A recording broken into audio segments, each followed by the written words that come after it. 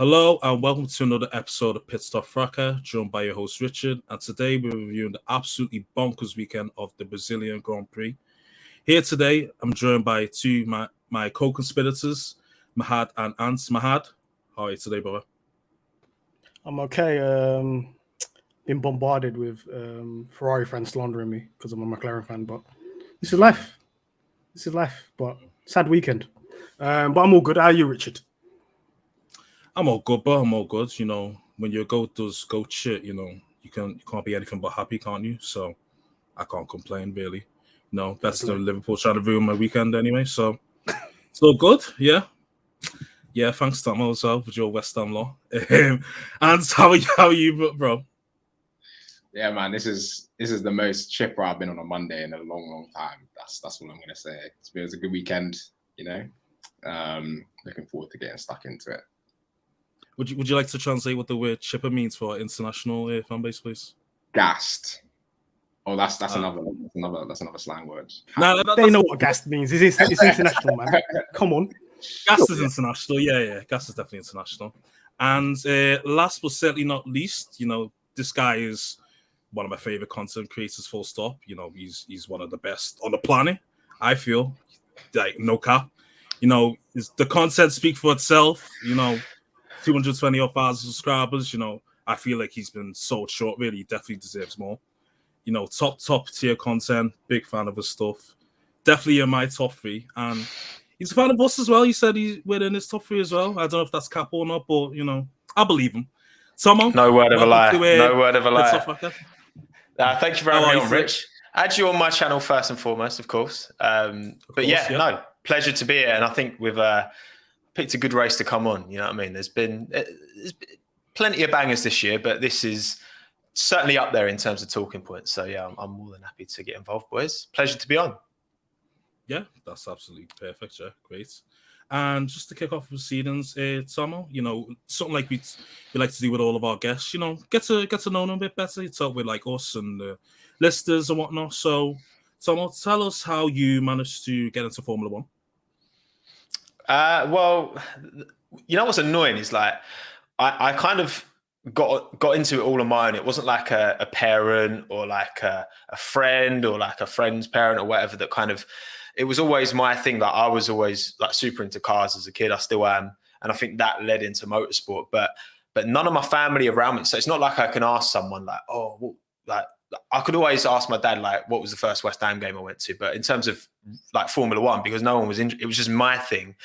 But I mean, it's the Mika Hakkinen, like Schumacher kind of late 90s, early 2000s. That's kind of that's what that West McLaren is like my clearest kind of first memory of an F1 car. But yeah, it was always kind of my own little thing. And even up until kind of fairly recently, like even like before I started my channel, it wasn't like I still enjoyed F1 as it was just my own thing. I wasn't like on F1 Twitter. I wasn't like, not many of my mates were really into it. One of my best mates really is, but other than that, it wasn't really a big kind of social thing for me. But obviously since the channel took off, and it's something that I'm kind of, I've always loved it, but obviously now it's like it's on a different level. We've had just such a good season this year, probably the best in, whether it's because I'm paying more attention now, but in terms of memory, I think this last couple of years, to be fair, has been pretty banging considering. Yeah, I definitely agree. It's funny the way you've just said that. Like, I've had a very similar parallel sort of entry to F1 as you. Like, I didn't really have any friends or family who knew about it. I got into around about the Mika Hakkinen, Michael Schumacher sort of era as well, and sort of thing. And then I watched it sort of here and there. And then since I've started creating content with obviously these guys, yeah, because like, I've sort of paid more attention to it. Yeah, because I always loved racing. I always wanted to do karting, but I wasn't from anywhere near a privileged enough background to go through that. And it was like always, yeah, I had Johnny Herbert on my podcast, and he's from like, we're both from the same kind of little top corner of London. So like, he's kind of, he was always the driver, like, oh, if he could do it, but it just, you know it is with karting, it costs an absolute fortune. So it's not feasible. You know, you fall back into, I mean, my dad was always football first, of course. So that was always my kind of my outlet, and watching motorsport was always more of just kind of, again, it was just my own thing on weekends. But no, I'm just like, you see how much the landscape has changed with F1, particularly over the last kind of few years. It seems like it's kind of matured a lot, and moving forward, I know, man. Like what I'm doing, obviously, my stuff took off. It's like 2 years ago now. Like I was still on less than like 100 subscribers, and you know what you boys are doing, and there's so many more channels, so many more people creating independent content that didn't exist before like 2019. You know what I mean? It's a promising sign for the future, for sure. Yeah, Liberty Media definitely need credit for the way they progressed the sport, most definitely. Like, you definitely can see stuff like this under Bernie. Like, he was very much targeting the older generation, targeting their pockets. He didn't really care about people under like 40 and whatever. But, you know, it's even simple stuff like YouTube highlights, like 7-minute quali highlights, 7-minute race highlights. That helps. Like, that helps massively. Low subscription costs for F1 TV. That helps as well. You know, just the little things as well. F1 Twitter, like, obviously that's blown up in recent years as well. So, yeah, they definitely need the props for where they blown up as well, 100%. I know, obviously, Drive to Survive also. How can you forget about that?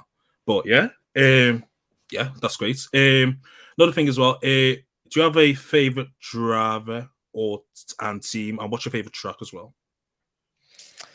I mean, surely I could count Alex Albon, right? Like, I know he's not technically the seat this year, but come on, he's coming back next year. It's fine, boys. He's coming back, man. It's fine, man. Exactly. It's fine, okay? He's taken a drubbing, all right? I don't... Look, with my sports support, I don't pick the glory road, okay? I never have done. I never will. Like, I'm drawn to struggle. You know what I mean? So, I think, yeah, obviously Alex is my favourite driver. In terms of teams, I mean, I probably would say... If I had to say a team, I'd probably say McLaren, but it's not really like I don't have a real strong pull to any particular team. Just because, again, McLaren's like the team, like Mika Hakkinen was my favorite driver growing up. So there's that connection. I've been to the MTC now. It's fucking sick. It's so cool. And yeah, I don't know. If I had to say a team, it would be them, to be honest. But yeah, I mean, Alex is my boy. And then in terms of like track, probably... The track I really want to go to is probably Suzuka. I feel like with next year's cars, Suzuka might be a bit... Because in this current era, it's not been amazing. It's not the worst track. It's not the best. But in terms of... Yeah, it's one of them that, like, Catalunya is actually a great racing track. It's just not for this current like age of F1 car. So I'm going to say Suzuka. It's got a lot of history as well, like Senna, Prost and all that. But yeah, I'd say Suzuka. I was actually expecting you to say Canada. A man of taste. Canada's my top 3. I'll flip between, you know, like my top 3 is probably Silverstone, Canada, and Suzuka. But we just haven't had Suzuka for so long. I know we haven't had Canada either, but I don't know, man. Like the longer we don't have Suzuka, the more it pulls me in. But shout out Canada. I love Canada as well, 100%. Yeah, most definitely. And last but not least, your favorite or best memory in F1? Obviously, can't be Albon getting punctured by Hamilton. It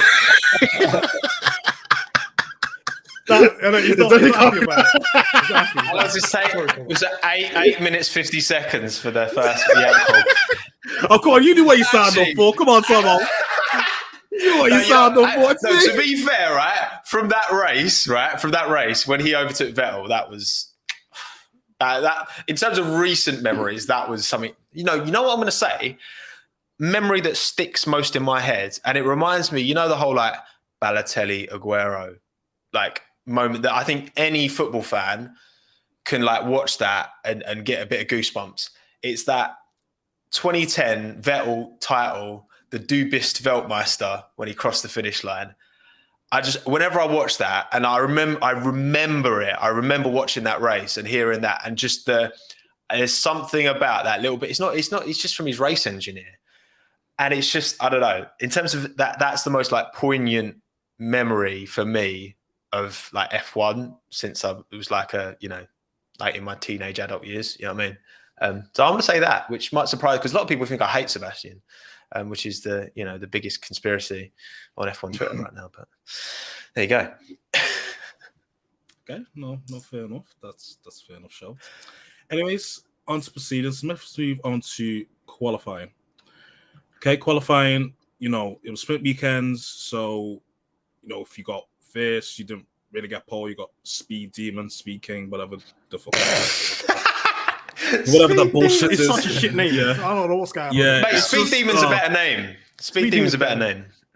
Yeah. Sign me up. What did they give you? Like just a tire? Little reef and a little medal. Oh, no, is that the thing sprint? Is that not the sprint race? The reef. Sprint race. No, they give you a tire. Sorry, I think they give you a tire that says. You get the tire, yeah. Little Speed King tire. Yeah, that's it. Yeah. Lewis has got enough tires as it is, man. You know, pole positions and fastest laps, and he's got over the years. I wonder where he puts them. much. I do. I He wonder. said he doesn't know where most of them are, does he? He's got a Probably warehouse. not. He must have a way. Yeah, a little warehouse somewhere in Stevenage. No, definitely. Qualifying. Obviously, we've seen, Lewis put out absolutely monumental performance, didn't we, of across qualifying. I'm coming to you on this, Tommo. What did you feel about qualifying and especially Lewis's performance? Yeah, I mean, I feel like it took. Obviously, the ice change significantly helped, but at the same time, it's like I went into Brazil. I feel like most people went into Brazil expecting this to be, a strong Red Bull track, but it wasn't even that close in quali in the end. Like Lewis just put in an absolute barnstormer of a lap, smashed it, and he was clear. Really, you got to think like if he hadn't have got, as we all know what happened, and he came from technically 25 places down, still managed to win the race. And it's like quali, if he had retained that P1, it's a walk in the park, really, or it's just some other shenanigans between them two at the front. But yeah, man, I was surprised. We saw practice one was difficult to read into it because you only get one practice session on a sprint quali weekend. So it's like, how much can you really read into that? But I was surprised for the pace, but in terms of the performance he then went on to deliver, it's kind of vintage Lewis, isn't it? Yeah, most definitely. He's definitely was on job for this weekend for quali, most certainly. Hans, what's your opinion on quali and especially Lewis's performance? Did you feel that was well expected, or did it take you by surprise? I think looking at the weekend as a whole and what he went on to do on the Saturday and Sunday, it's not entirely surprising that he put it on pole.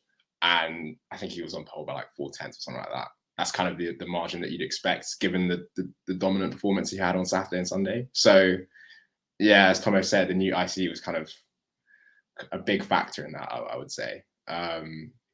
It was a good lap. Yeah, I mean you can't deny that, but I think it's just a pretty standard. It reminded me of the Merc dominant years where Hamilton would just have everything kind of like hooked up, and then he just had to put in a good lap, and you go like 3 or so tenths clear. But yeah, it was a decent quali. I think the better parts of the weekend for him, or even better parts, were the sprint and the race. Yeah, don't worry, we'll get into that most definitely. Mahad, what's your take on Lewis's performance? It was like he set himself up to have the perfect weekend. He had the perfect Friday, he had the perfect Saturday, and the perfect Sunday. No matter what happened off the track and all the type of the grid positions and stuff like that, his performance on the track was A1. And that set it up perfectly in that qualifying session. Do you know what it kind of reminded me of? It reminded me of the other sprint race in Monza when Bottas got a new ice. And then in quali, he was just like a bloody fighter jet. He was just gone compared to everybody else. And that's what it looked like with Lewis. Like nobody was going to go anywhere near him in quali. It was a bit of a walk in the park, to be honest. But like Tommo said, before the weekend, we thought this was going to be Red Bull's track. But that fresh ice, boy, it's another level. Did bits. You got to remember as well, like it's 4/10 on one of the shortest tracks on the calendar as well. Like if you adjust that, like for a track like Sochi, which is like a 1 minute 45, I think, lap time, you're talking like a 7/10 gap. Like that's crazy. Like that's just he was just on it. That's absolutely on it. It's like the combination of him having the fresh ice of the car's peak performance, and plus him putting in an absolute crazy lap. So let's just take away separately how fast he was going because of the car. The actual quality of the lap itself was insane, and that combined put 4 attempts on Max Verstappen's head. So that's where we're at, and that set up the weekend perfectly. I'm still not used to watching Quali on Friday, but it's still throwing me off. I'm like, fuck, it's 7 o'clock on a Friday. I'm like commuting and shit, but we're getting used to it, I think. Yeah, it was a weird one, wasn't it? But it was like, because it was in the evening as well, it was kind of, you could catch it after work. So I feel like sprint quali on a Friday evening. I know a lot of people, obviously, when it's in the middle of the day, obviously can't catch it, which kind of sucks. But like, yeah, when it's an evening sprint, then I can deal with that. Yeah, most definitely. Apparently as well, I think I've seen maybe Ted Kravitz or someone on Twitter. One of the reasons why Mercedes were so quick and so dominant over the weekend, especially Lewis, is that they're running their engine at a higher mode than usual, which is probably maybe more sustainable, probably more, how would I put it, vulnerable to reliability issues, which they have been having this season anyway. So if you're running at a higher engine mode, it's more likely to maybe, I don't know, later down the line, blow up or get a mechanical issue or whatever. So like Bottas's Monza engine. Yeah, similar to that. Yeah, basically, because that new PU can only last 4 Grand Prix apparently, which is like perfect time, obviously. Whether it will at this performance, we have to wait and see. But yeah. Anyways, they're playing a bit of a dangerous game with their power units, but I feel like they've just been forced to by Red Bull. To be honest, like they have to get the performance, and I feel like people have been talking about, like if Mercedes took 5 places at every remaining race, could they use the fresh juice in their IC to like have the same gap that they had this weekend, which is kind of an interesting point. And I don't think I'd rule out Mercedes taking another engine penalty, but obviously they wouldn't like to, because there's so much to be gained from starting at the front. Well, Mercedes been gambling all season, haven't they? So it really wouldn't surprise if they did decide to change Valtteri and Lewis's engine again, to be fair, just to say only take a 5-place good penalty. But yeah, we'll have to wait and see if it pays off.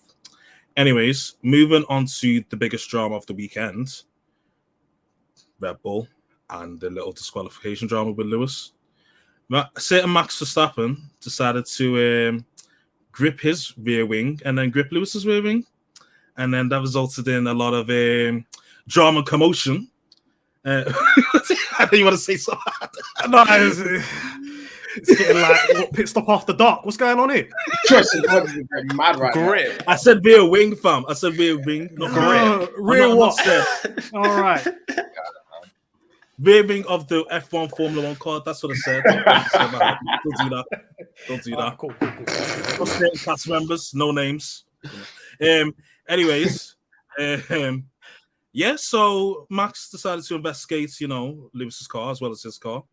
And then it was found out that it was impeached by 0.2 millimeters on the sort of like the rear right of the wing. There was a mechanical failure or something in the lance.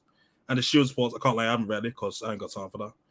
But I did see highlights and they basically said that it wasn't illegal, they wasn't trying to cheat, but they had to punish them, whatever. So Mahad, how do you feel about the whole rear wing drama and then not being able to change your park ferme and all the fiasco, Max getting fined £50,000 and how do you feel about the whole situation? Firstly, I'm quite shocked that you're not reading FIA documents on the Saturday. Should be doing that, mate. Fraudulent, That's how you're supposed to spend your Come on. Shocking. We're content creators, mate. You've got to be reading all these documents. Anyways, the whole fiasco, it's really interesting because I think it was 0.02 millimeters. I think it was like somebody said it was the 0.2 same width as like a phone case. You know when you put a phone screen cover, whatever. It's like that. Three hair follicles. 3 hair follicles. That's it. You can pull them out and check yourself now. That out the bid. And I heard that Red Bull were contesting something else. Red Bull was like, flexi wings, and then when they went over to the stewards to complain about the flexi wings, when they went to do their investigations, they found out about this rear right wing issue.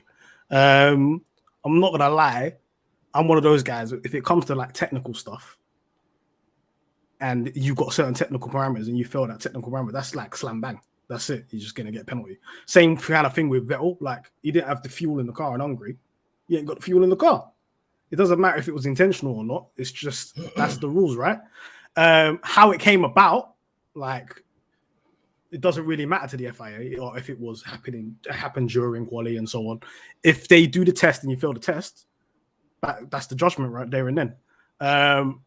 Max touching it, I have no idea why Max is touching it, unless he's got a radio or he's been told by these people prior to Quali, we've seen it in free practice 1, their wings are moving a bit mad, we're going to complain about it. Because Max he wasn't too bothered about finishing P2 in Quali. In the interview, he was like, all right. And then why would you go to touch that wing? People touch cars all the time, so I don't know why people are making a big deal of it. I've seen Inspector Seb doing absolute madnesses for years, touching other people's cars. And all of us, but we always have to, F1 is all nowadays about the context of the situation, because these two are title rivals and what's been going on, how tight the race is. If Max touches the car, it's a problem, but I don't know if Ocon touched the car, nobody would bloody care, would they? But 50 grand fine, you'll find that in the back of the sofa. Not an issue whatsoever. Your sofa, yeah? Not my sofa. Let's not put that perception out there. Listen, she's not about you, man. Listen, It's she's an not about you, expensive jumper, man. man. This ain't about me. This ain't about me, brother. Is that Dior or is that something else? No. It's not. Okay. You always do this. I am a humble man. The rear wing. I think you can argue all you want. I know Toto was saying, look, they're nitpicking. Why did they do this? We wouldn't even expect a grid penalty and so on. But this is just the reality of how it is sometimes in Formula One. I've been watching this for how long now? This happens. And you kind of got to take it on the chin. People pointing back and saying, how comes Red Bull and Max Verstappen and so on were fixing their rear wing in Mexico, in Parc Fermé and all that type of stuff. Your job, Toto, and you guys over at Mercedes, is to point those things out and go to the FIA and be like, guys, look what they're doing and so on. You didn't do it. You can't retrospectively, a week later, say, look what they did in Mexico. That's too late, mate. You should have done it there and then. You know how Red Bull, you know how Newey is, you know how Horner is and Helmut Marko. These guys they're outside the FIA door snitching. Shout out. Immediately. They're Randall from Recess. They're there at every race. They're there. They're finding something. So they're leaving with something. They're leaving with something. So they're leaving with something. You're in a title battle as well, Toto. You can't say, all of a sudden now, we're gonna start playing dirty and start looking at Red Bull's car all the time. And you should have been doing that from the jump. Should have been doing that from the beginning of the season. You're in a title battle, mate. You can't take the higher ground and say we're not going to look for any infringements on my opposition's car because we're better than that. This is Formula One. You need to get advantages where you can get them. And if you feel like Mexico, Red Bull was doing something dodgy, you should have called it out there and then, not retrospectively after and think, it's like kind of like primary school. Look, they did it last week. How comes I got in trouble for it? No, that's not how it works. That's not how this works. You can't do that. But 20 starting at the back of the grid after finishing first, that's a killer for Lewis, especially for something that he's done nothing wrong about. I don't know what you guys think. Yeah, Tommo, do you feel disqualification was fair for Lewis, and do you feel that the fine for Max was also fair? Or yeah, I mean, in terms of Lewis, like exactly as Mahad said, I completely agree. Like, you can't start moving the goalposts where, we only failed by this much. No, you failed the test. Like, it is what it is. Like, if the FIA agreed that it wasn't through any kind of, by design, it was, the component malfunctioned. It was the gauge, whatever they were using, like, didn't go through on the middle or the other side, but it did on that side. Like, it seems harsh, but at the same time, it's like, where do you draw the line? Because then it's one of them where when you start giving concessions based on, oh, it's Lewis in the title race, then what about other drivers? What about first race of the season? Like, I think the way you apply the rules should be equal throughout. And, I'll be mentioning that again later when we talk about the incident. But yeah, and as for Max, like, yeah, I mean, people touch other people's cars in like after race or like after quali, like all the time. That happens pretty regular. So I haven't got like a massive opinion on it. I get they want to like set a precedent maybe. But at the same time, I mean, everyone agreed that Max touching the car didn't actually make a difference to, the wing. People were saying, oh, Max like broke the wing, like he tore it off. Like, incredible. Jesus Christ, man's literally like, who is he? Like, it's just like, come on, really? Like this, and I get it, it leaves that argument open, but Mercedes didn't even try to make that argument. And look, yeah, like you said, like you got this video of like Seb like pushing Lewis's car with his whole like the tire and like the whole car's like moving. Like, you can people got away with it in the past. And I don't know if the rules have changed or where, because Parc Ferme, like still when the race finishes, like you can't, like the car has to be. That's what happened to Seb. That's why his fuel like issue got. That's why it got seen in Hungary, because they checked after the race. So yeah, I mean, like, it's fouled. It is what it is. Like, it's a shame, but ultimately, in the end, it didn't matter. But it's one of them where they just had to. I don't disagree with the punishments. I mean, like I said, 50 grand's nothing to Max Verstappen. He's got a bloody private jet, man. It's fine. So it's calm. It's all right. Like, yeah, I ain't got a problem with the penalties, to be honest. Yeah, I think the funniest thing about the whole situation for me was that the FIA just took Lewis's rear wing. Like, certain rappers' chains be getting taken casually. Just like, give me that. Yeah, bigger man, what you got for me? Yeah, give me that rear wing. They didn't give it back to him until like after Sunday either. It's like fully confiscated. It's in the FIA like museum now. Yeah, they might have flipped it still on the Saturday. You never know. Well, quick eBaiting, yeah? Quick 100K. Yeah. 50 grand weren't enough, man, for that FIA Christmas dinner. You know what I mean? Boy. Probably going to that salt-based restaurant with that money. Shit. Hey, you're only getting a coffee for that, salt-based. But, that's right. Well, from experience, yeah? All right, so. No, I've never been in there. No, I don't okay, yeah. Anyways, go ahead. Move on.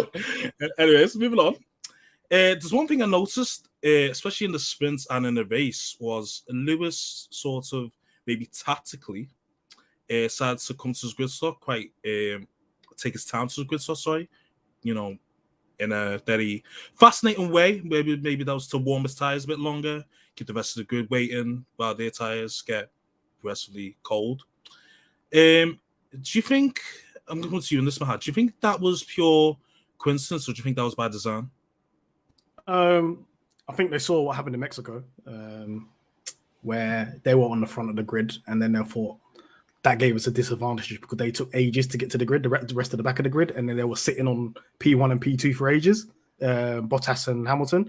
So I don't know, big brain Lewis is like, oh, maybe I can do that to them guys up front and take a little time to get there and warm up my tires, weave in, and get a better start than everybody else. And as you can see, it works for him anyway.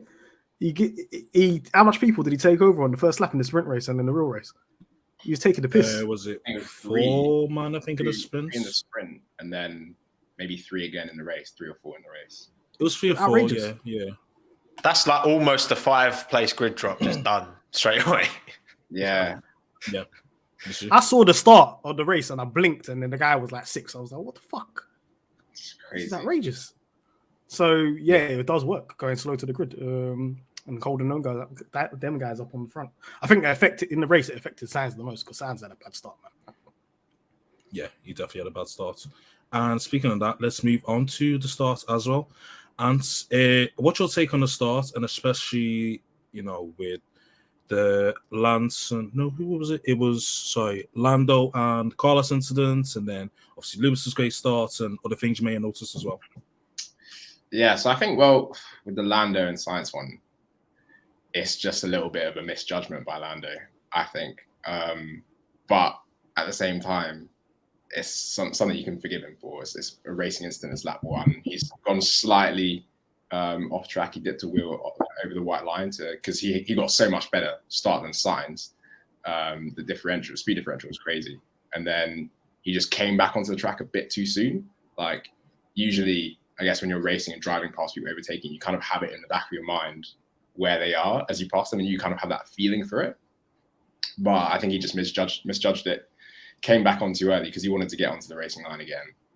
And then, just clipped Sainz's tyre. Nothing really Sainz could do. I mean, you could say he could have, come left a bit. But, I mean, he was already turning left as Norris hit him. I don't know how much faster you want him to react on that, to be honest.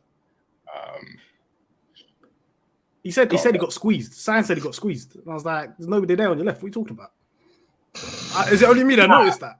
No, he just got squeezed from the right. True. He doesn't have to get squeezed from both sides. He just got squeezed from the right. No, I'm just I'm thinking he had the option to go a little bit left if he wanted. I think he was going left, but then before he could properly go left, he just got hit. It was that quick.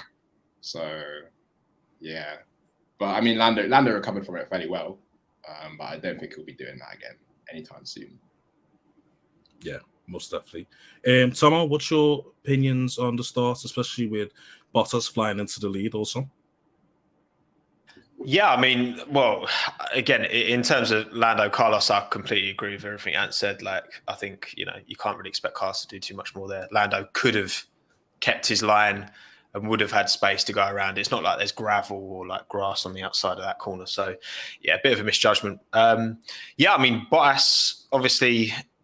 it was one of them where on the launch from the angle that we had watching, I thought that, the thing is with Interlagos, P1 starts on the outside, which is, it takes away, especially there's such a short run as well.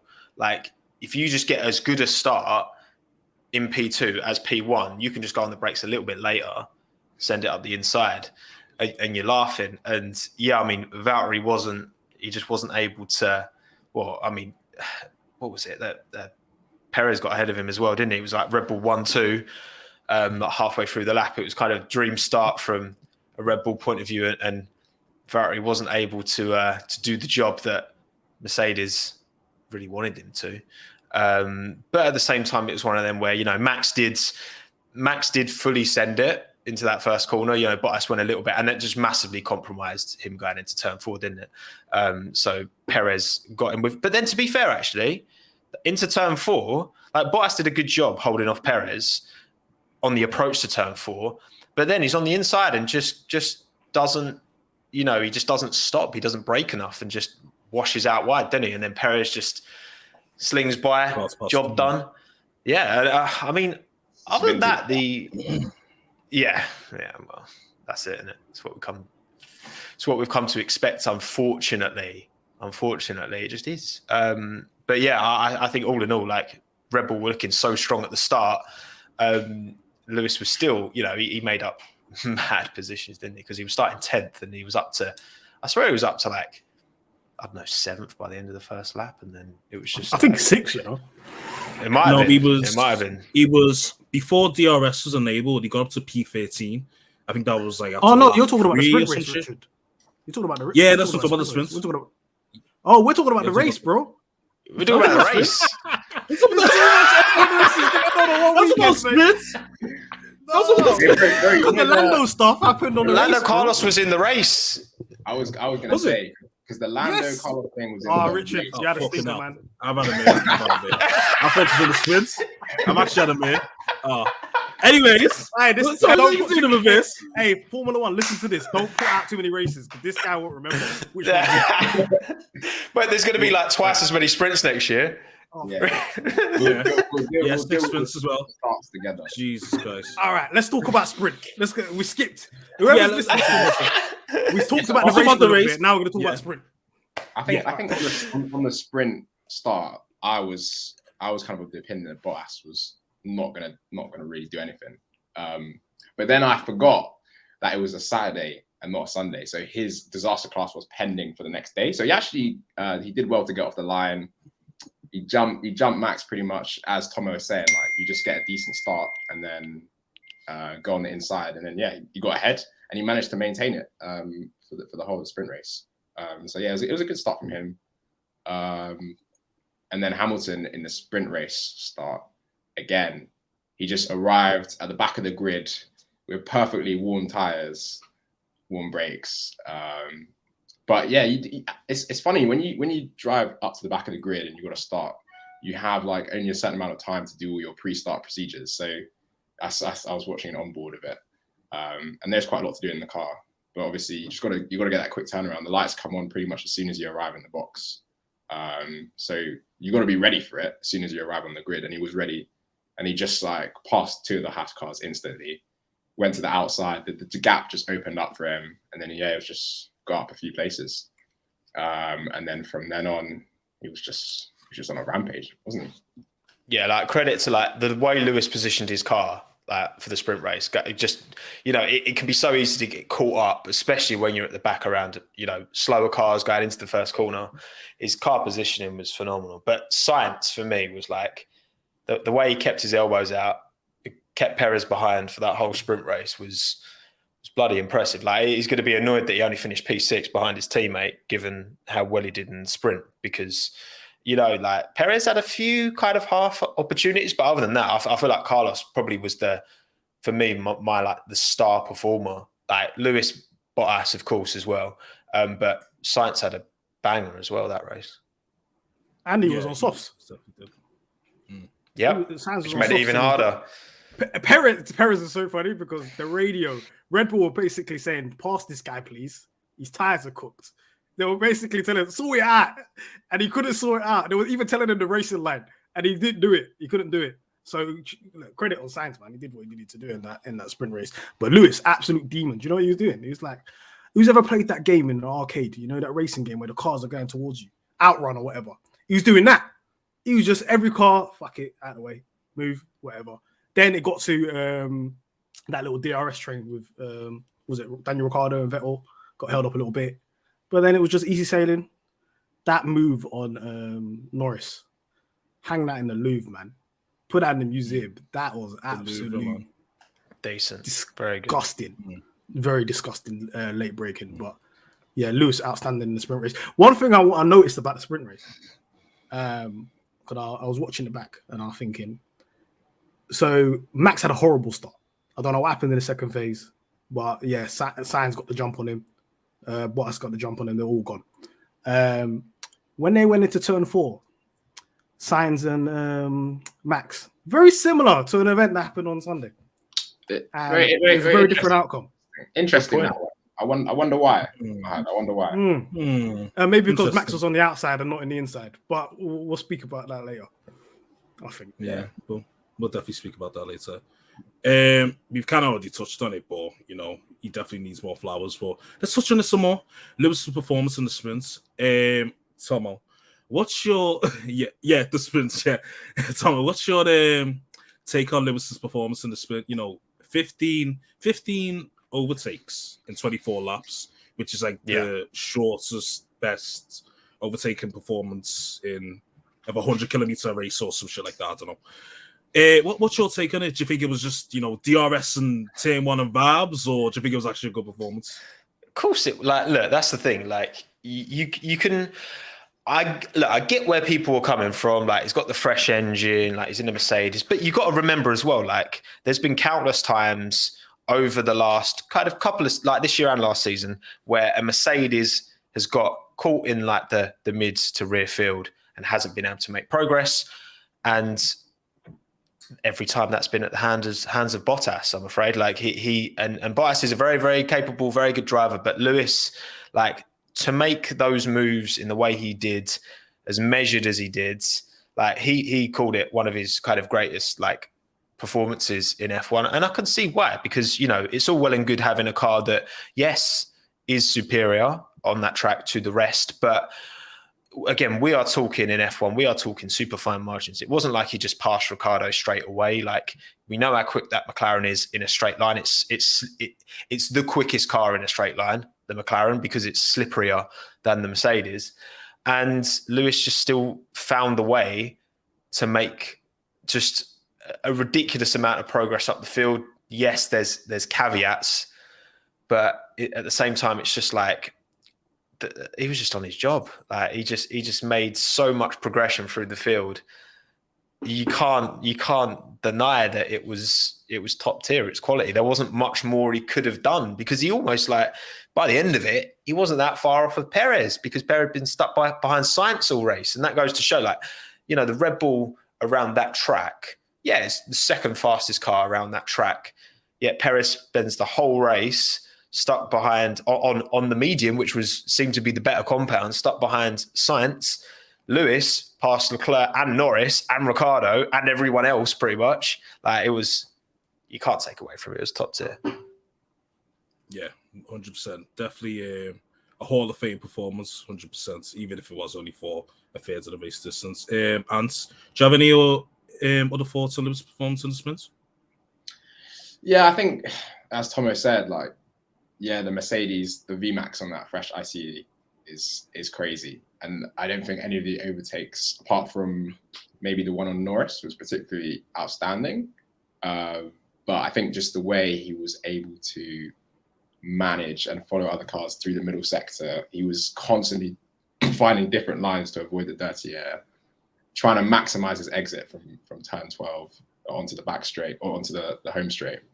And then, yeah, he just didn't waste any time. Like, he'd maybe take a lap to size up the car in front, work out where they're strong, how to get best exit onto the straight, and then, yeah, he just dunked on them straight away, like, no remorse. I think the only time where he had to, like, measure an overtake again was on the Sunday with Perez. But apart from that, his moves are all super, super clinical, and that's what you need. And that's where having one of the best drivers to do it is so useful, because he can just give you that something extra to get through the pack. And he made it seem like, yeah, it was easy, but it definitely wasn't, to do it so quickly, I think. I remember a long time ago, I had a conversation with somebody and they said, oh, look, Lewis has had the best car all the time. He's been gifted to Formula One career or whatever. If you ever put Lewis in a bloody midfield car, look what he would do to people in overtaking. You'd absolutely fry him. So, and he just showed already. Look, don't put me in the midfield or the back of the field. I'm just going to deal with all these guys. I know he's in a Merc and he's in a faster car, but it's all about how he did it, technique-wise, how he approached overtakes, how he positioned the car, just like how Antz said. It was a phenomenal performance, and I can understand why Lewis would say that's one of his greatest performances, because it was just outstanding in a sprint race. And guess what? If we didn't have a sprint race, we would have never saw that. So, shout out to F1 for giving us a sprint race. I usually complain about him, but yeah. Shout out to the rear wing for being 0.2 millimeters broken. Exactly. Yeah. Dodgy, yeah. yeah. While we're on the subject of sprint races, and this is obviously the last one of the season, I would just want to get everyone's take on them, whether they like them, whether they think it's a good idea, whether 6 next year allegedly is too much. Start off with you, Tommo. What's your overall opinion? And do you think Lewis's performance yesterday maybe gassed up sprint races in general, to the point where it's almost like bland optimism in a way? So that makes sense? Yeah, definitely. Like, I feel like if it wasn't for the penalty for Lewis, the only real bit of on-track action that sticks in my memory anyway from it was the Norris-Leclerc battle, which was a great little battle into turn 1, turn 4. That was great. Other than that, there wouldn't have been too much to write home about if it wasn't for Lewis coming through the field. My view on it is that, look, Friday competitive running is inevitable. It's going to happen. There's bigger viewing figures. Like, the only people who watch practice on a Friday are people who are super invested. If you're going to put a quali session or a race session on a Friday as well as the Saturday and the Sunday, you're going to get more eyeballs. It's going to happen. So it's just a way of, do I think in its current system, is it perfect? Far from it. I think there's a lot of improvements they could make, but I think Friday competitive running is inevitable. I think I would like to see, whether it's there's a standalone sprint race that you've got like a one-shot quali for. Q1, Q2, Q3 sets the grid on Sunday for just the full race. Maybe, I don't know. I feel like I'm glad they've done it. I'm glad they've tested it, and it's going to continue for sure. And I don't think that's necessarily a bad thing. I just think there's caveats. So I'm not 100% happy with it at all. But overall, I feel like I'm a bit more positive than most people I've spoken to about it anyway. Okay. Antz, what's your take on sprint races in general? Yeah, I'm pretty ambivalent, and yeah, just not to repeat what Tommo said, but I think the one thing I don't particularly like about it is the effect it has on qualifying. I think it's quite nice to put in like a hot Q3 lap, take pole, and then that's where you start on Sunday.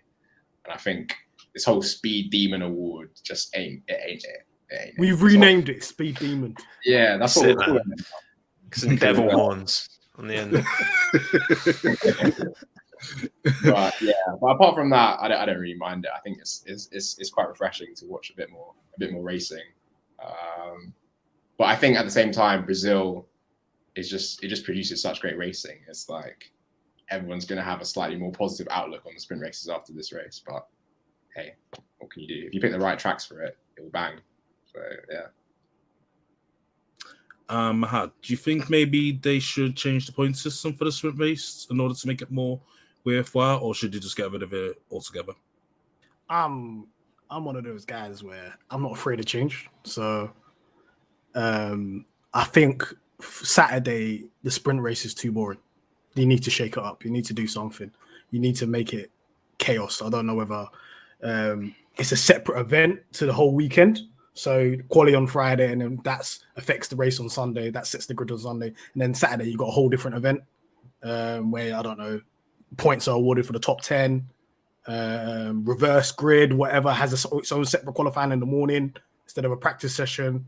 Do something more ambitious to make that race more of a race, because like Tommo just said, Hamilton only made that sprint race pop.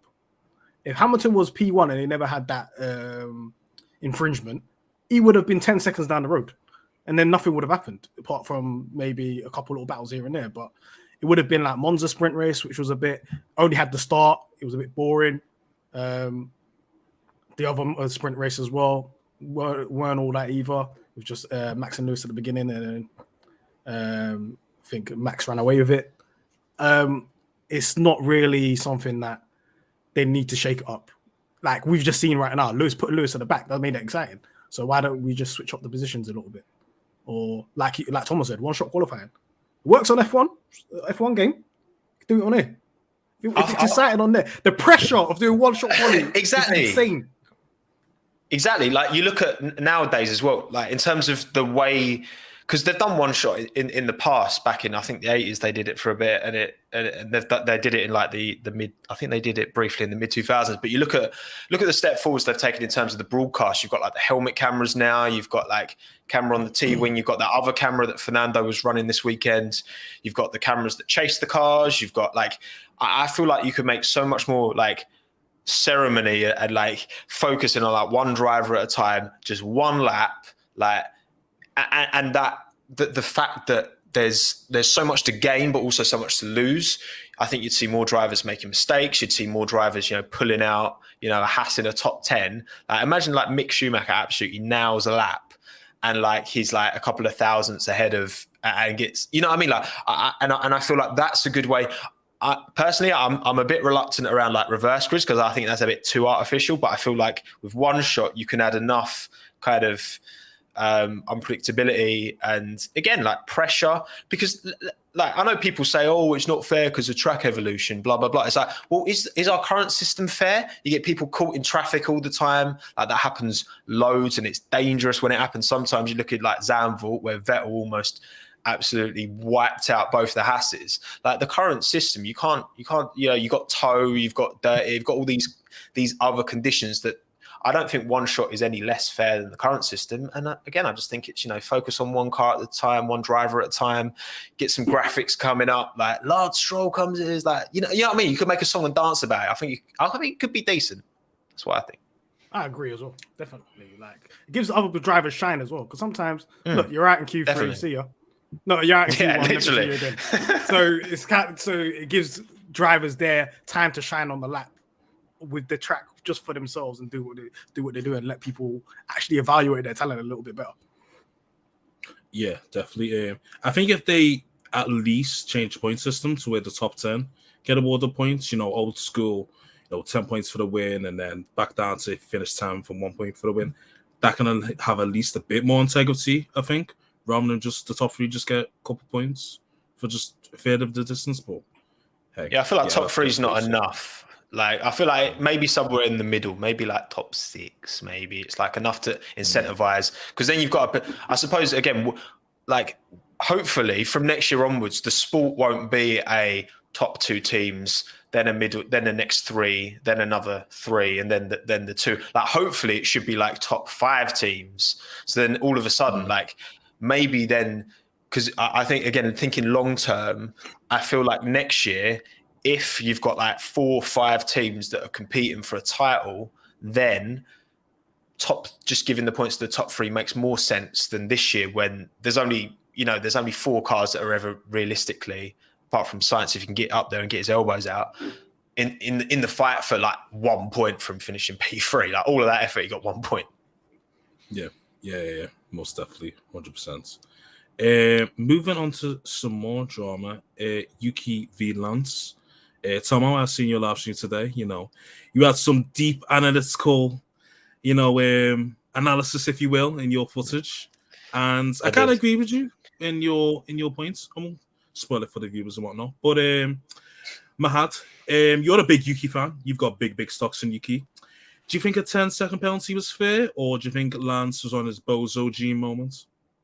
As the speaking, I'm one of the board members of Yuki Hive, so I've been speaking about Yuki since F2. I'm just, this is my guy, and I'm in severe pain every bloody weekend because something bloody happens to this guy.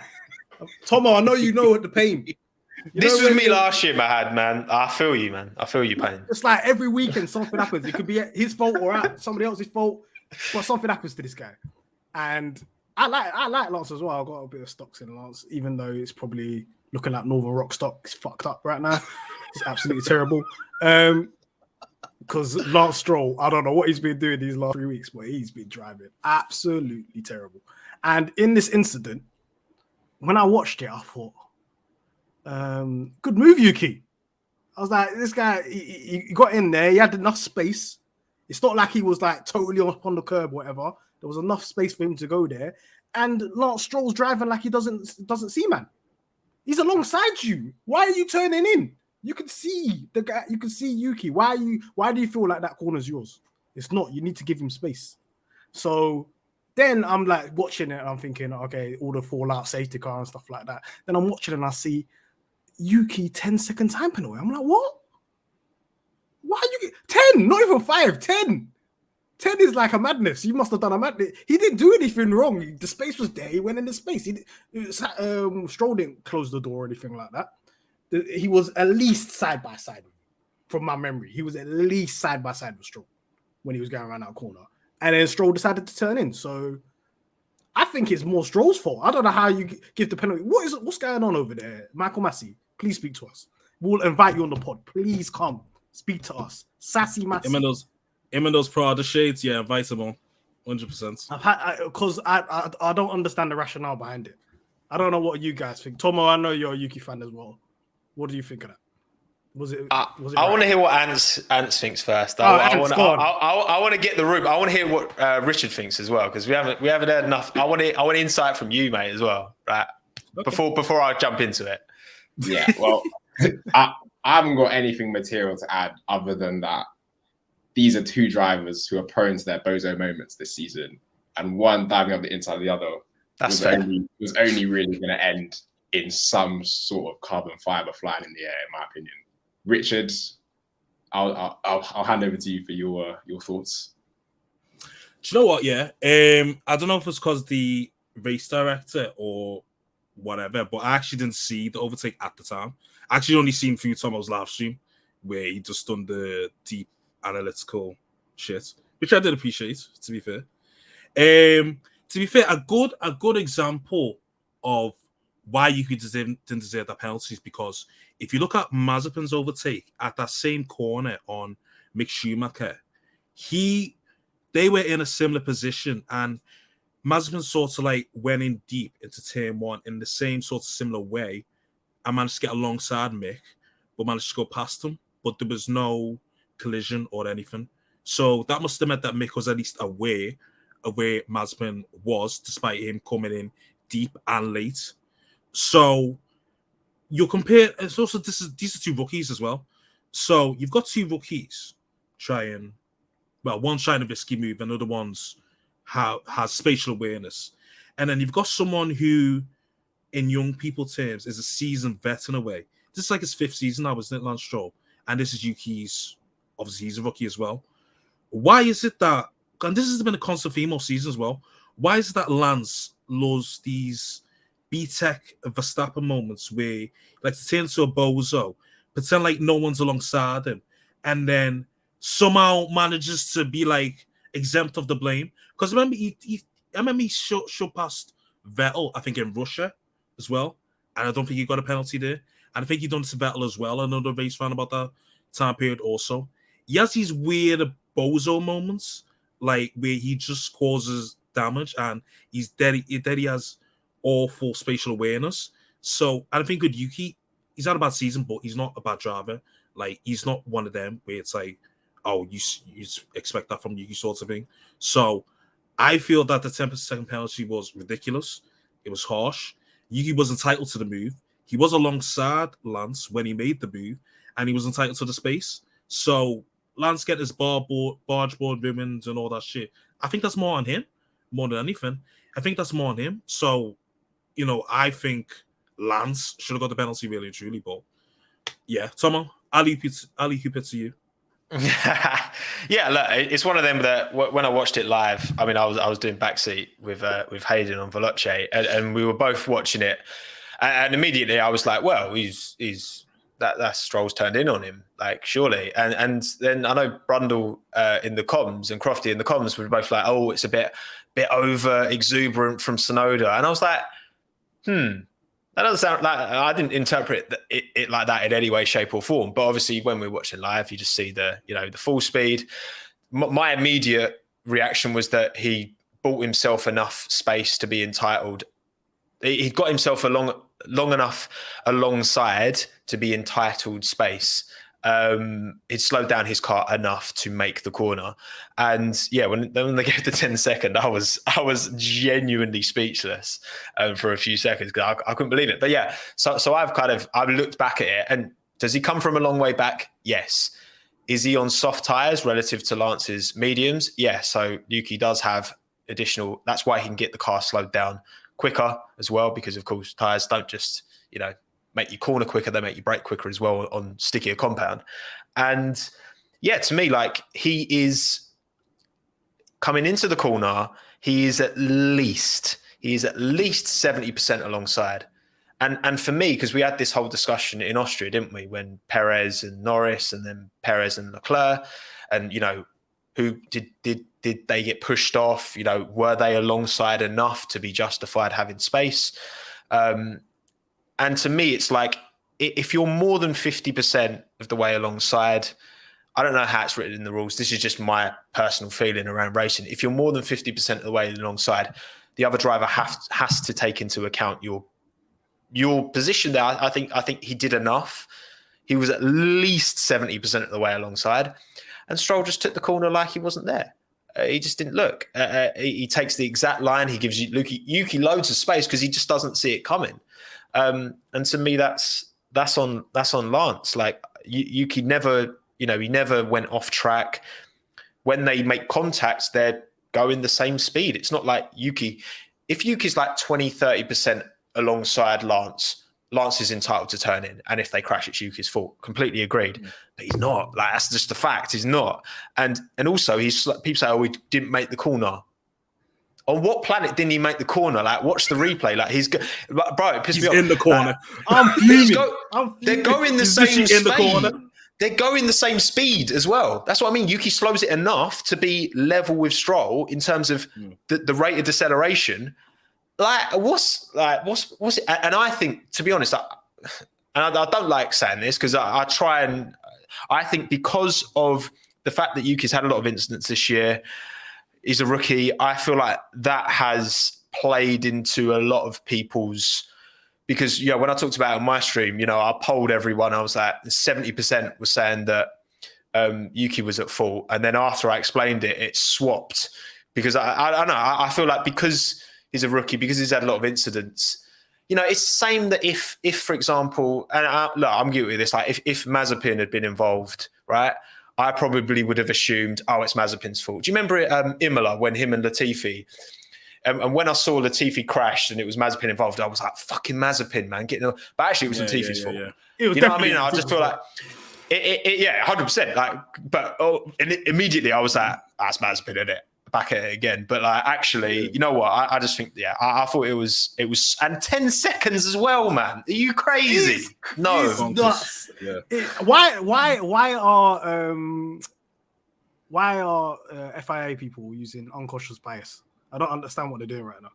You look at the incident as car A and car B. You don't take the person into account. What are you doing? That's not how you make decisions. Exactly. It's so strange to me that that's their approach. That, oh, this is Yuki or this is somebody else. Let's give him 10 seconds on his head top. I think that's literally what they do, though. Unfortunately. But if I was a racing driver, boy, the way I talk, I'd have been getting penalties for no reason. Talking all sorts of crud.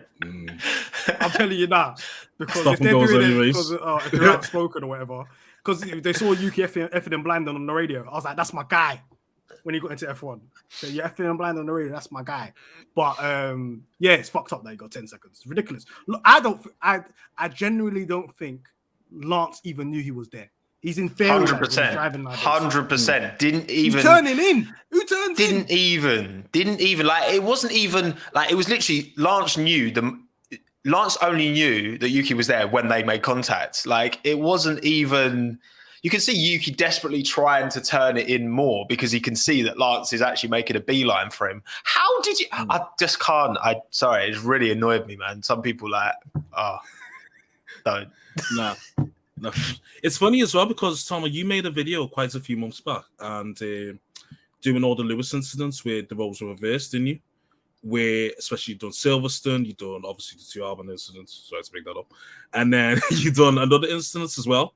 And you spoke about like unconscious bias and, you know, how people just look at the drivers and say, oh, because I like this driver A and I hate driver B, it's driver B's fault.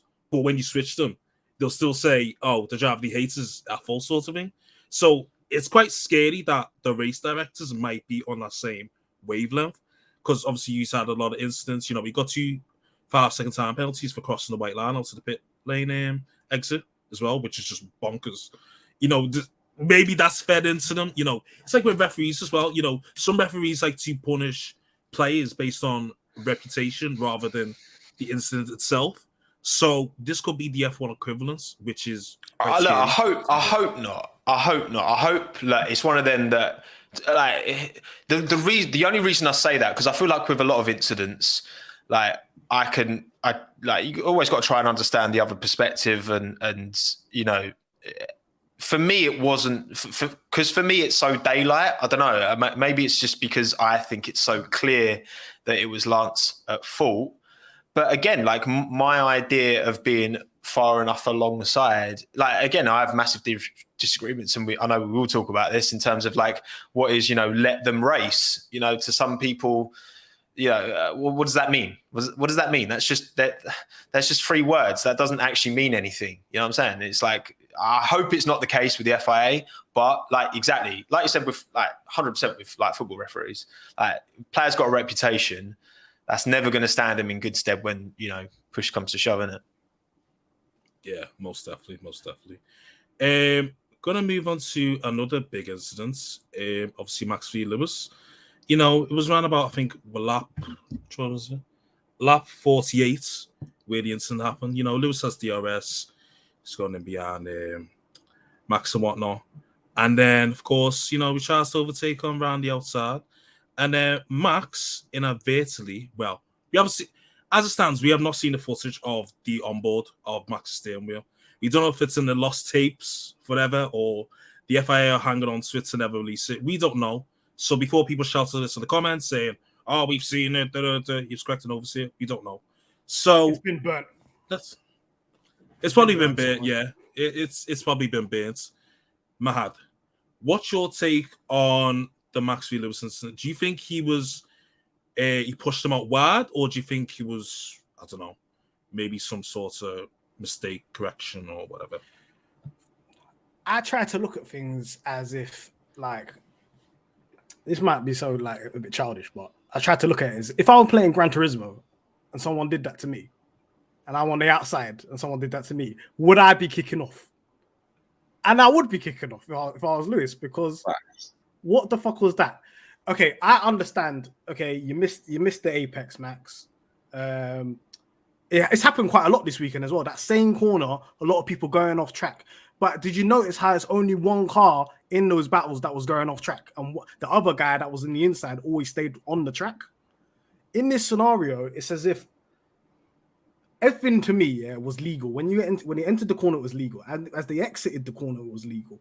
The fact that Max just decided, okay, I'm just gonna keep the wheel straight. I'm not even gonna turn left. I'm just gonna go off the track, straight line, to kind of like pin Lewis to go off the track as well. Lewis was going to go off the track anyway, but you going off the track and then carrying on going off the track to like not allow him to come back on didn't make any sense whatsoever to me. So unless you've got the worst understeering car on the planet, that line doesn't make any sense to me. And any other driver, if that happens to them, do you know what's so funny? I think the FIA need to stop taking into context the two drivers that are in and what's happening at the time. If that was happening in 7th and 8th place, it was Ocon and Gasly, and Ocon was on the outside and Gasly was on the inside. Gasly is getting a penalty. He's getting a penalty. The fact that it's the front two racers and they're in the title race, Michael Massey didn't want to make a call. He's like, we're not even going to investigate. Are you okay? I could see that in any sporting. I could see it in Formula 2. I could see that in Formula 3. I could see that in DTM. If that happens, we need to investigate. That's a penalty, bro. And it's the most slam dunk penalty you ever seen in your life. And I have no idea why it wasn't investigated. Like I mentioned earlier, Sainz and Max in the sprint race, same corner. Sainz was aggressive, missed the apex, pushed Max out wide. But guess what? Sainz turned and stayed on the fucking track. Max went off the track with Lewis. Didn't even attempt to stay on track. So to me, it went quickly from a racing incident to a penalty from that point when you're trying to pin a guy outside and you go outside yourself. Because if you look at the stills, why these guys, both of them are, it's not even like you're a little bit offset out. You're both out. You're doing some next shit. I don't know what that is, what they were doing. But in reality, yeah, Max got to hold that, man. I have no idea how they didn't give a penalty for that. These guys are they scared? Is I don't know what's going on. It's kind of like, you know, it's 0-0 and you're a referee and you don't want to give a penalty in 90th minute. You're like, I'm a bit nervous. Even though it's a stonewall penalty, you're like, nah, I don't want to do it. It's like they're frozen in the wind. You know what I mean? There's Facts. Like, you don't want to make a decision. Facts. And it's so strange to me that you saw precedents of everybody having those type of incidences on turn 4 in the sprint race and in the beginning of the race, and you saw it again and you decided, okay, that one's not worse than the other ones. What? That one's way worse. Like I said, if I was playing Gran Turismo Online, I'll be bloody fuming if someone did that to me. I might switch off. If that person didn't get a penalty. But yeah, I to those that say, oh, this is Max, you can't go around the outside on Max and so on.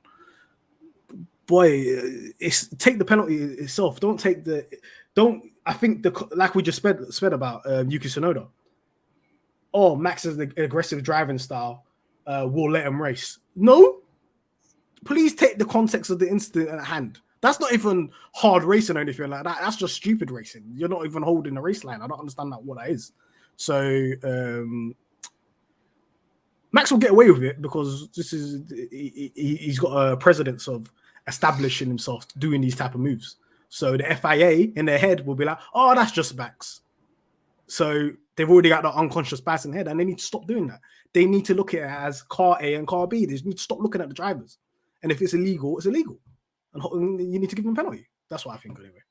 I'll just ranted for ages. Been holding it in. Bro, sometimes you need to get it out. Do you know what I mean? Tommo, what's your take on the incident? Yeah, I mean, look, again, I'd love to come on here and play devil's advocate and be like, but for me, there's no, I don't know, for me, it was absolute slam dunk as soon as that happened. Look, you can argue, because again, yeah, Lewis is the one attacking. He's ahead of Max going into the braking zone. Max is on the inside. He brakes later than Lewis, which is more than entitled to do. Doesn't hit the apex. Fair enough. You know, he's put his car ahead of Lewis. Fine. Like if then Lewis runs out of space, like I feel that's fair if Max keeps it on the asphalt, but he doesn't even come close to keeping it on the track. And to me, that's it. It's done. Like if you can't even, Max is on the inside. If he can't keep it on the track, whether he's understeered, because as well, like in terms of the whole, well, first of all, yeah, we don't have Max's onboard camera, but F1 have got all the telemetry. They can see what inputs Max has made. But also, just because, yes, say Max does open up his steering, that doesn't necessarily mean he's turning into Lewis. It might just mean he's correcting a bit of like a kick of oversteer. Like it's, to me, I don't feel that we can really pull much from that. But to me, it doesn't matter. Like if someone comes flying in and, you know, like whether it's accidental or whether there's intent, the outcome was the same. And Lewis was like, I believe I've watched, you know, plenty of replays, and I feel like Lewis, again, he's going slower relative to Max at that stage because Max brakes later. Lewis is turning in and can't carry on turning in because Max has either understeered or opened the steering out, whatever it is. To me, that's irrelevant. Like, it's a penalty. Like, of course it's a penalty. Obviously, it's a penalty. Like, Max knows it's a penalty. Like, it's ridiculous. And you're right, though. It comes down to, you know, football analogies all the time, but like, if you're refereeing, you know, the final game of the season and the team in first, the team in second are playing, right? Are you going to officiate that game differently? No, you shouldn't. You shouldn't. And I understand that given a penalty, because I'm glad Lewis got the move done on track, right? I'm glad. And again, we go back to like Monza 2019, right? When Charles didn't give Lewis enough space, right? Clearly, the reason that wasn't penalised was because of the broader context, which I understand it, but I don't, because I think that just sets a muddy precedent for the future where you're giving penalties not just based on, like you say, Mahad, car A, car B. Like that's the way it should be. And yeah, it's of course it's a penalty. Like, of course it's a penalty. Like every single professional racing driver I've seen talking about it on Twitter is like, it's a stonewall. Of course it is. He doesn't even make the corner. If he makes the corner, you could make an argument, but he doesn't even make the corner, so it's done. Like it's easy. It's not a difficult decision. It's just, sorry, Max, but it is. We all. Yeah. I don't know. Antz, do you think different? I don't know. Does he? I do not know. I just think you gotta understand the kind of context behind the FI decision making, and there's kind of this whole conversation of over-regulation. I mean, you hear people like Jonathan Wheatley from Red Bull moaning on the radio instantly because Red Bull have looked at that instantly. They said, all right, we need to get in our bag. We need to get in our begging bag right now. We need to start telling Michael Massey this, telling him that, because I feel like Michael Massey can't think for himself sometimes. He gets put under mad pressure. Like, when Jonathan starts saying, "Oh, this, that," like he doesn't really know what to do. He seems to freeze a little bit. And I think the FIA, as you kind of mentioned in the football analogies, they get into this point where they desperately do not want to be the ones to like party poop what's going on track. They don't want to have in these final 3 races have some kind of incident or thing where they have to kind of decide the swing of the championship based on a decision which they could get criticized for like months, because as soon as the season ends, people that's all people we're talking about. But with that kind of inaction that they've got in their heads, they don't want to do anything controversial this late in the season. They're allowing these sort of muddy precedents to kind of to run, and it's just it's I don't think it's good. I don't think it's a good prospect for the remaining few races of the season, and just in general, really, where we have this kind of unconscious bias for certain drivers creeping in, making allowances here and there for certain individuals, and not looking at things objectively, which is what they should do. And I think if they were objective and consistent, there wouldn't be calls for overregulation, because the drivers would know what is allowed and what isn't allowed, and people would adjust accordingly. So, yeah, as for the incident itself, I think Hamilton did well to avoid contact, to be honest, because we know that sometimes going wheel to wheel with Verstappen is either going to be contact or he's going to stay ahead. So I'm just happy that he managed to get ahead in the end. So credit to him. And I think also that was probably the most underrated bit of his drive, was after that failed and he stuck with it. He didn't take too much out of his tires. He managed to get back in DRS, and then he had another couple runs at him and then got the move past. And I don't think that was particularly easy, especially after they'd done 10, 15 laps on those hard tires. I think it was quite easy for him to have fallen away and dropped back after like 1.52 seconds. And that was probably the best part of his drive for me.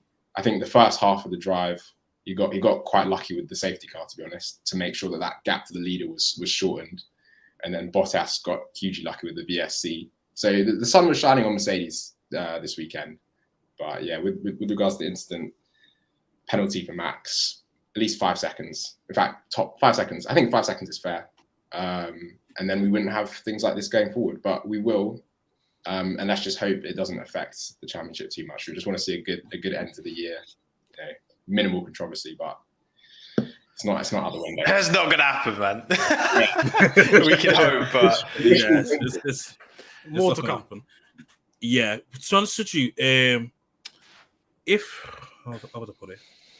So if that runoff area was full of gravel or whatever asphalt, whatever it was, Max approaches that corner completely differently. There's no way he decides I'm gonna conveniently miss the apex and just take Lewis out wide. There's no way, because then he might DNF or lose time. Never mind Lewis DNF and losing time. So I feel like in situations, it's funny how I think because we got a bit of this in France as well. It's funny how in certain racetracks where there's runoff area, drivers might conveniently take someone wide because they can afford to do so. But in Austria, it's a lot more. For example, it's a lot more risk averse and all sorts of shit like that. But yeah, listen. Look, I think what's like important as well is that these drivers are making these are millisecond decisions with their toes in terms of like the level of like nuance and the level of like stress and the context of it. Like sometimes these drivers are going to make mistakes, and whether Max meant to or not. Look, again, we'll go back to Silverstone. I think Lewis was more at fault for the incident. I think, Lewis didn't make the apex. I think, he was on the dirty side of the track. He had a higher fuel load. I don't think Lewis is making that corner because I think he's gone a bit too wide. And I think in this instance, I think Max has clearly just, he's either outbraked himself, the car's understeered, whatever the reason may be. I think both of them, both cars are ending out, if their trajectory remains, I feel for this instance, Lewis would have stayed on track. I think for the Silverstone instance, Max would have stayed on track. I can't be so sure. Well, we know it wasn't the case for Max here. I don't think it would have happened. I don't think Lewis would have stayed on the circuit at Silverstone either because of the understeer. And it's just like, you know, I get that there's, you know, people will like, you know, there's support, which I appreciate. And I know a lot of Max fans weren't happy about this one. I know a lot of Lewis fans weren't happy about the last one and Monza and all this. And it's just like, we've got to at least make, because unconscious bias exists in all of us, right? I mentioned about the whole Mazepin thing earlier, and it's like, but I think we've all just got to try and make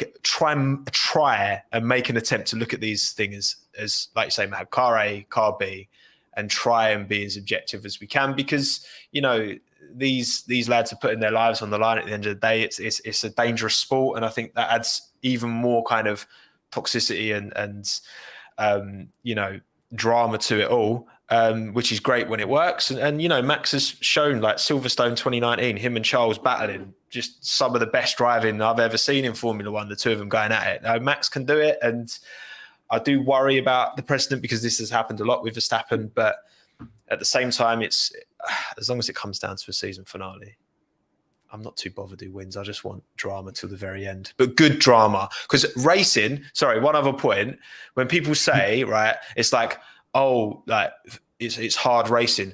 No, hard racing isn't pushing someone off the track or pushing someone into the gravel. Hard racing is when you can do it lap in, lap out, battling. You saw George and Alonso at Austria this year. Quality, lap after lap, the two of them going at it, always giving each other just about enough space. Again, Max and Charles, Silverstone 2019. That's hard racing, not just pushing someone into the gravel or pushing them off track. That's a load of nonsense. So people will send me clips and say, look, this happened in the 90s, whatever. I'm like, bro, that's bad racing. That's terrorism. What? Don't bring that up and say, oh, that's the good old days. No, that was bad back then. People were saying it was fucked up then. Don't be bringing it up now and saying, oh, it was the good old days. Look, they were allowed to do that. Now they can't do that. It's all soft. No, it was bad then, bro. It was bad in whatever, 98 or whatever, when somebody did something mad, and it's bad now. So I agree, Tommo. True. People can't use the excuse hard racing. That's not how this works. Yeah, most definitely, 100%. Moving on to, yet again, Lewis Hamilton and his performance in the race. But I'm going to change it a bit here. Do you think that, because a certain Damon Hill, he said that's one of the best performances he's ever seen in F1. And, you know, Damon's got a bit of stock. You know, he's won a world title. You know, he's raced against the best and whatnot. And do you think that is one of Lewis's finest performances? Maybe even top 5? Or do you think it was just normal, per se? I don't know. It's a tricky one. It's a tricky one. I wouldn't. Maybe it needs some time to marinate, I think. But I'm not immediately gonna say that's a top 5 ever driving F1. I think the Mercedes was so dialed in this weekend. It was dry. I would have expected him to get up to the podium. I think what he did with Verstappen was the most impressive part of the drive, as I said earlier. But then, yeah, he got a bit of luck with the safety car. So I'm not really too sure, but it's definitely, I'd say it's probably up there in his best overall weekends. I would say the Sunday drive was good, but yeah, the overall weekend and what he had to overcome kind of made it like a really big deal, and how it kind of swung the championship slightly back in his favor, or at least within reach. Gives him a bit of hope for the last 2 races. So it was a pretty monumental weekend. But in terms of top drives ever, not sure yet. Yeah. Well, in Lewis's catalogue, not overall. In Lewis's catalogue. Okay, in Lewis's catalogue, then I'd say it probably goes into the top 10 comfortably. After that, I'm not sure. Yeah, because I'm not comparing them to Fangio and Scarry and them, man. They're like sometimes, like your thoughts on that. And Jim Clark. Yeah, no. I know you was watching those days, man. Come on, man. Come on, I'm not Anik, man. I'm not that old. Come on. Jesus Christ, what's going on here? Okay. Okay, let's move on to instead of driver of the day, move on to the driver of the weekend, but alternative driver of the weekend, because I think I'm safe to say we're all in conclusion that Lewis was driver of the weekend, right? So just to mix it up a bit, who was second best over the weekend, if you can think of someone. Tom, I know you're still thinking, so I'll come to you, Mahad. I know you've got an answer within you. Do I? Oh, it came to me. Bloody hell. Yeah, like you said, you caught me in the spot. Like you said, Lewis driver of the weekend. I want to add to Ant's point. I think that's maybe a top 5 weekend ever for Lewis Hamilton. So deserved driver of the weekend. Look at the stuff that Lewis Hamilton has to do to win a fan vote for driver of the week, driver of the day. Yeah, it's crazy. He barely wins it. He has to do absolute madness. What are the stats on how many driver of the days he's won? Like how many of the fan votes? He ain't won a lot. He's got like none. I looked it up a little while ago. It's like Max is comfortable. He's like got like over twice as much as like the next person, I swear, and Lewis isn't even second. It's mad. That's a disgrace. So they're like, Lewis, you got to make up 25 places to get driver of the day. This is what you got to do to get driver of the day. And this is a fan vote as well. What are fans watching over the last 7 years? To say, there's certain races where they say, Lewis. When did they get introduced? 2016, I think. 2016. Yeah, I think it's 2016. Yeah. Okay. Alternative driver of the day. Driver of the weekend. Driver of the weekend. Pierre Gasly. Okay, I can rock with that. Pierre. Okay. Bloody Gasly. What's he doing there? He shouldn't even be there. You have to understand. You have to realize he's in an AlphaTauri. He shouldn't be qualifying top 6 all the time. This is unprecedented stuff that's going on. He's outdrive. I don't like to say the word outdrive the vehicle because technically you can't really outdrive the technical parameters of the vehicle. But he's redlining it every weekend, and it's outstanding stuff. Like if I feel like he's a bit handicapped sometimes because AlphaTauri's strategy is a bit mad sometimes. I don't know what's going on over there, especially in Russia. That was funny with the rain. I don't know what's wrong with those guys over there. But talk about maximizing these performances and getting consistent top 10s. He had a bit of bad luck recently, but he's different. He's different mustard, man. He's on another level, man. He's doing some crazy shit. And I never ever thought I would say that he was doing it after what's happened after when he was at Red Bull and he got dropped. And then sometimes your head can drop. The turnaround is ridiculous. And I'm quite surprised that they re-signed Perez for next year because that must have been a tough decision. Because if I'm Helmet, I'm thinking maybe Gasly because he's doing some crazy stuff and you can't just have him languishing in AlphaTauri. You might need to give him a second chance. But yeah, Pierre Gasly is my alternate driver of the weekend.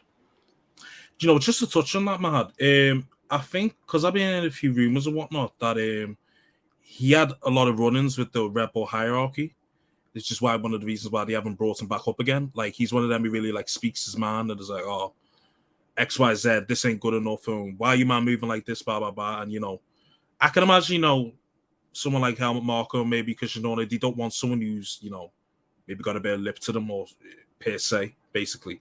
That's why they probably prefer to maybe keep Checo because maybe Checo can play ball a bit more than someone like Pierre Gasly, who's I guess is very ambitious and he wants to be world champion. Well, they all do, but maybe Pierre's a bit more vocal about it than others. But I think that's why he probably hasn't been promoted yet and probably never will. So, okay, Pierre, you can come over to McLaren. We want you. Come. I'm recruiting from now. I'm starting the campaign. Pierre's like I've heard him on the radio a few times. He's got a bit of temper on him. Like he when he's not happy, he lets him know. And I've heard exactly the same. Like I think he ruffled a few too many feathers in his Red Bull stay, which I think that's the main reason he's not got an opportunity back in that seat because he's clearly driving at a good enough level. So yeah, most definitely. Antz. Yeah, I think on Gasly quick. I think you probably just called them out on their bullshit a little bit. And the type of car that Red Bull have designed that favors Max Verstappen, he wasn't having it. And Red Bull said, you know what, we need someone he's gonna just take it basically. And they tried it with Albon, and then Albon suffered the same fate. But I think what we'll see with Albon as well, who'll have a good comeback because he's a good driver.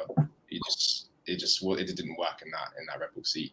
But for my alternative driver of the weekend, I might go with Sainz just because of his sprint race performance. Dunked on both Red Bulls, and I haven't seen too many people whose name isn't Lewis Hamilton overtake Max Verstappen on merit this season. So yeah, it was a good start from him, and he came home to finish 6th. even though Leclerc beat him. But yeah, good weekend. I don't know, Tommo, if you had any thoughts on this. Yeah, I mean, Science has just been. You look at the gap between them; it's like 6.5 points, and you know, Leclerc's. I think he's well worth his the esteem he's held in, and Science has just jumped in that team and just done a top tier job. Absolutely, like yeah, I know he finished 6th, but I mean, he was only them two were just running procession really. The Ferrari boys, they didn't really have much to worry about this race, but yeah, shout out Science. I think he gets overlooked a lot. Is that your driver of the weekend, Tommo, then, yeah? No, you know what? To be fair, he's not my alternative driver of the weekend. But to be fair, I don't think Max did too much wrong this weekend. Because especially in the sprint, he had a gear. You could see if you watch the onboards in the sprint quali, when Max is trying to shift up, his head is like fully going, like it's mad. And like you look at everyone else's, and like when they're shifting through, it's just a little dun dun dun, and Max is like head banging. So no wonder he lost position at the start. I'm actually going to say, because he did get done over a bit by not great strategy, but his drive was really good in a car that I don't think's at a level. I think Seb had a really good race. I know he finished 11th, but he was running. I think he was running like P7 for a while. And then the VSC helped out Ocon. I know it helped out. Like Fernando went long on the strategy, and obviously having 2 Alpines together, who also had a good weekend, to be fair. But it's another good drive from Seb. I think at the start of the year, he was still making mistakes, just creeping in relative to Stroll. You think he didn't hit the ground running at Aston Martin, but now I think he's comfortably ahead of Stroll in terms of performance. And you know what? I think if they can give him a good car next year, I think. You know, when Seb's on his job, he's on his job. So yeah, shout out Seb remontada next season, yeah. Maybe that's up to Aston Martin. That's up to how big are Lawrence Stroll's pockets. Definitely deep, Marty. I'm moving on to Tom. This is probably something you're probably aware of. You know, as a fan of the pod, the Mazepin Award is basically our version of Struggle of the Weekend, basically. I'm gonna come to you. Who do you think really had an absolute stinker this weekend?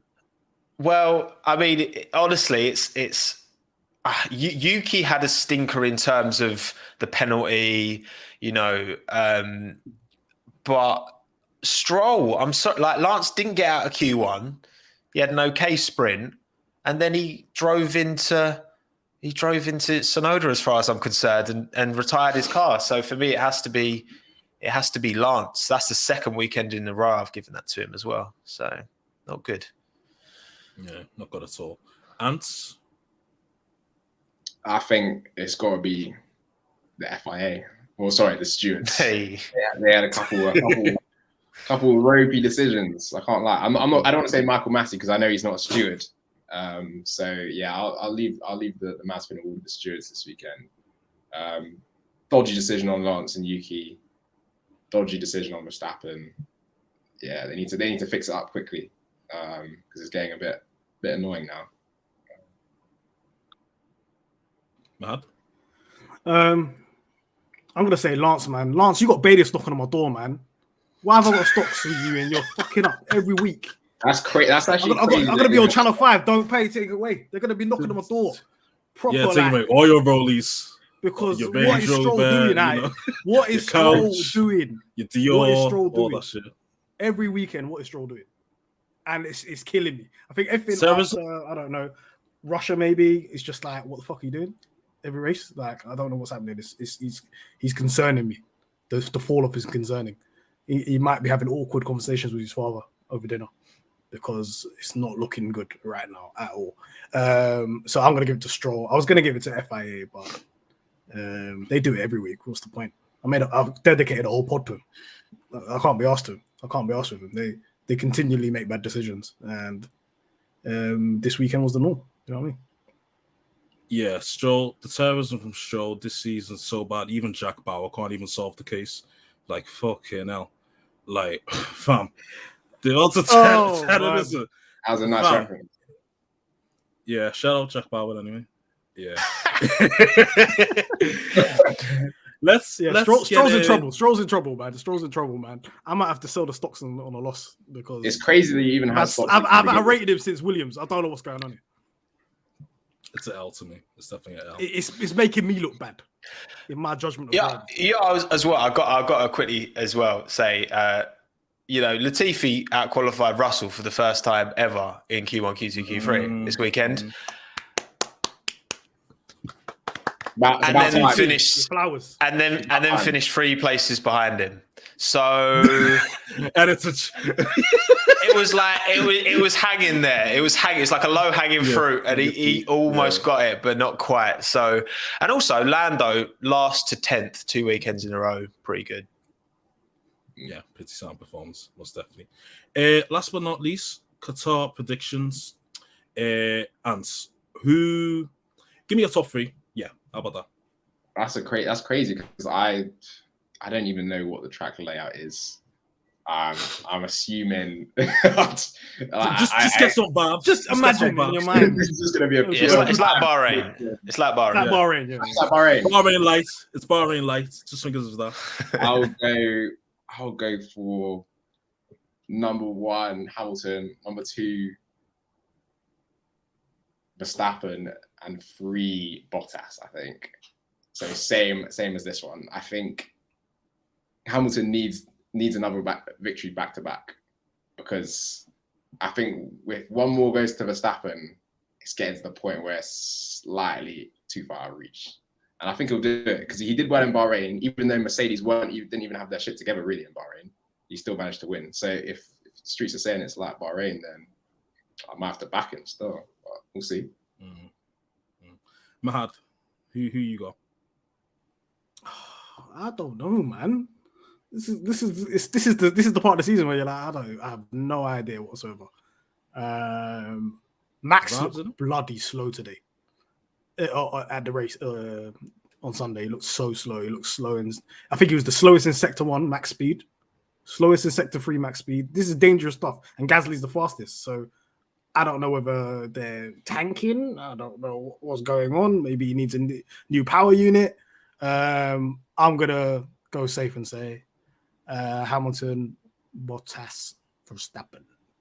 I'm controversial right now. That's what I'm going to say. Tommo, have you got any controversial opinions? I can't remember what you predicted on your prediction video, to be fair. So back then I predicted Lewis to come out on top for the final 3. I think Lewis will win. I feel like I could see Max taking an engine penalty here if he's gonna. I feel like now's the kind of the time to get that done and out of the way. Yeah, I mean, again, it's Bahrain, but with the corners a bit more rounded off because they host a lot of like MotoGP here. There's not really tight corners in the same way that we get a lot of other tracks. I could see a Ferrari up there. I'm not going to lie. They've bought their engine upgrades, like their new hybrid systems. I'm going to probably say, I reckon it'd be Lewis. Probably Lewis, Max, Charles. That's what I'm saying. Okay. Fair enough. I'm going to say Hambot Ver. Yeah. I'll say Bottas make the madness. Why not? Fuck it. Vibes, isn't it? It's like one every 4 races. He just turns up. Yeah. This will be the race one there. Yeah, most definitely.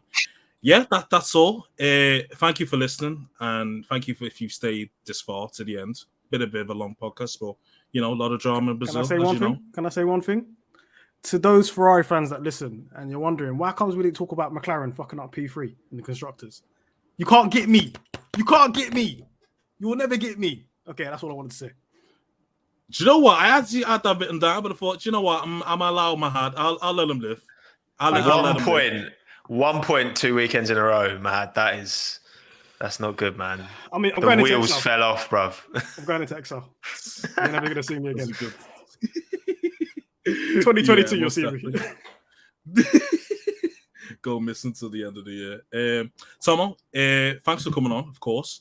Do you want to plug all your socials and whatever else? And obviously, congratulations on Live Fast with you, Aldas, and Hayden as well. That's it, man.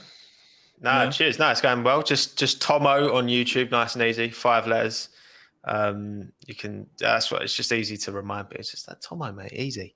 If you want to follow my stuff, what I do, talk about F1, and somehow I managed to got a few people following me doing it. So, but boys, the numbers are climbing. I look forward to seeing this podcast this time next year, double, triple. We're all moving in the right. There's more than enough room at the table for everyone to eat, I assure you. Yeah. But yeah, man, thank you for having me. Been a pleasure, boys. Yeah, an absolute pleasure. Yeah. Yeah, that's all for today, folks. Till next time, where we review the Qatar Grand Prix. And yeah, peace. Peace.